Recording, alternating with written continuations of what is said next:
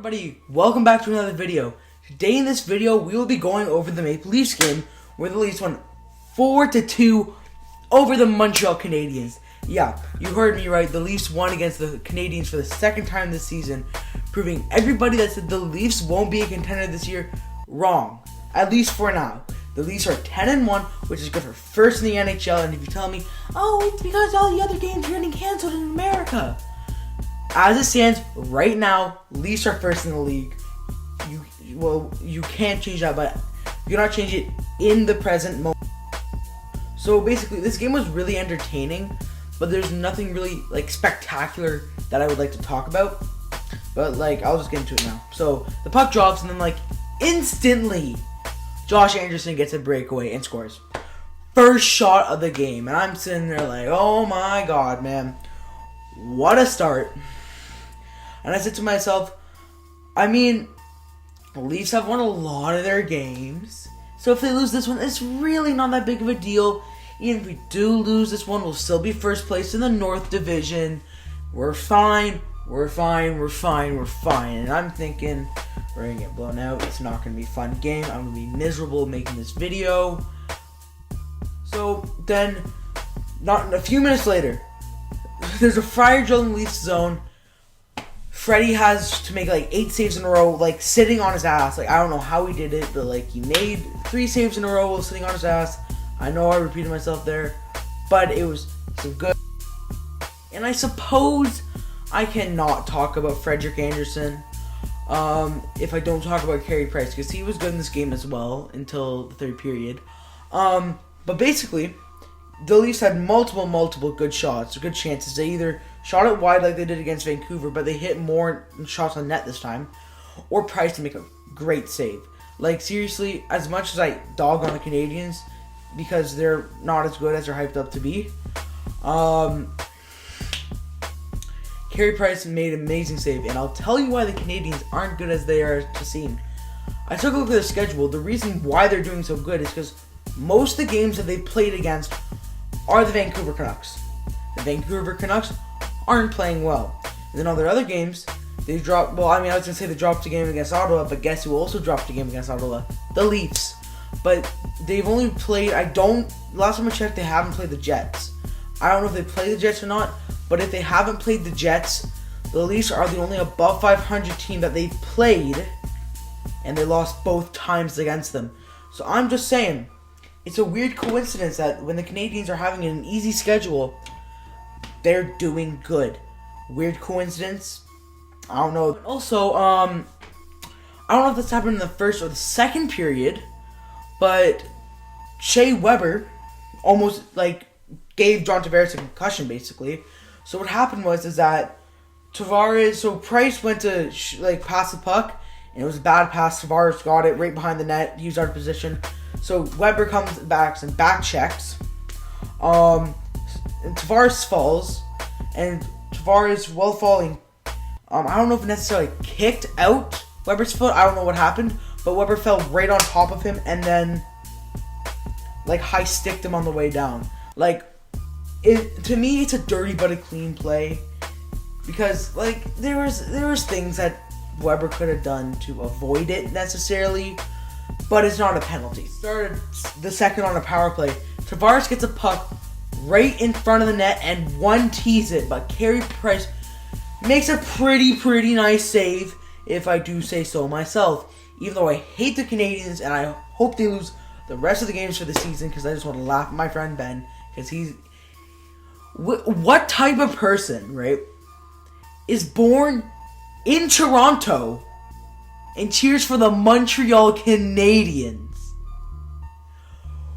when their dad cheers for the Leafs? Are you a psychopath, or are you trying to disappoint your father? Seriously, Ben, get your shit together. With 4 minutes and 42 seconds to go in the second period, Dormant rifles it past Carey Price for his first goal of the season, which also ties up the game 1-1. That is big, because basically going into the second intermission, you just scored. Momentum is on your side. Yummy. At the beginning of the third, it's 4-4. The Leafs were cycling it really well in Montreal's zone. But Price makes a few great saves, and it goes down the other way. But then, with 18 minutes and 10 seconds remaining in the game, Hull with a bomb from the point flies past Carey Price. Like, it went in and out of the net. Gives the Leafs a 2-1 lead early in the third period. 2 unanswered by the Leafs. Not looking good for the Canadiens. 40 seconds later, Hyman comes up the ice, gives a drop pass for Kerfoot. Kerfoot kicks it over to Mikheyev, and Mikheyev finally scores. He finally scores, breaking his scoreless drought, which is huge because I was starting to think, like, yeah, Mikheyev is trying, but eventually it has to go in the back of the net. Finally did. Good job, Mikheyev. 3 minutes and 20 seconds remaining. Thomas Tata scores, putting the Leafs lead down to 1, and instantly that comes to mind, oh, the Leafs are choking this game. They haven't choked in a while.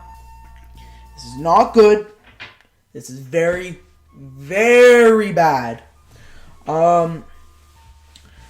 But yeah, luckily Hyman puts the empty netter in.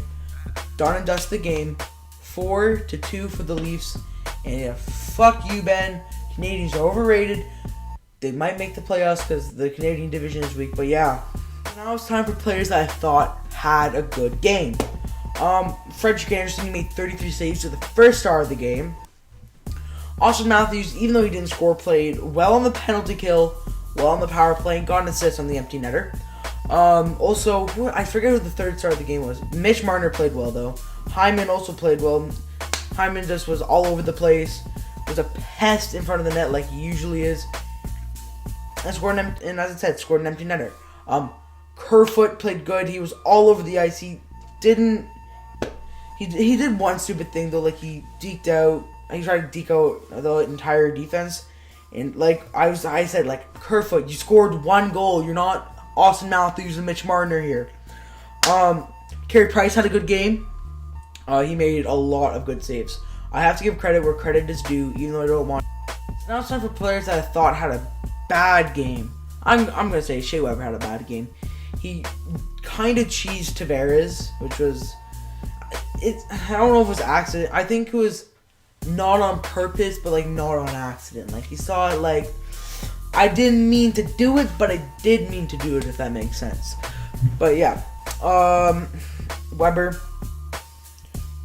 didn't really have that good of a game tonight. But yeah, besides that, that's all I can. So next up, so now it's my prediction time. Canadiens and Oilers. This is interesting. I feel like this is going to be a high scoring game. I'm going to say 5-4 for the Canadiens. I'm going to say Toffoli gets one. Joe Lormia gets one. Petrie gets 2. And, I don't know, Brendan Gallagher. And for the Oilers, Draisaitl will get 2, Yamamoto will get 1, and Nurse will get 1. Next up, we have the Senators and the Jets. I think it's going to be the Jets. I'm going to say 5-0 Jets. I'm going to say Dubois gets 1. I'll also say Neil Pionk gets 1. So that's 2. For the third, I'll say it's Scheifele.